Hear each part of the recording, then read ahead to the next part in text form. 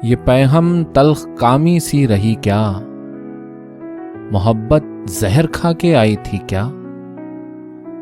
मुझे अब तुमसे डर लगने लगा है, तुम्हें मुझसे मोहब्बत हो गई क्या। शिकस्ते एतमादे जात के वक्त कयामत ता रही थी, आ गई क्या। मुझे शिकवा नहीं बस पूछना है, ये तुम हंसती हो अपनी ही हंसी क्या।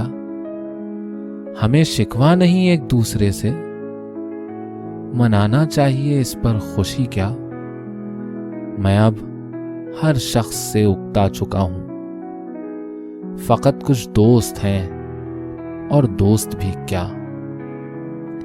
यही पूछा किया मैं आज दिन भर, हर एक इंसान को रोटी मिली क्या।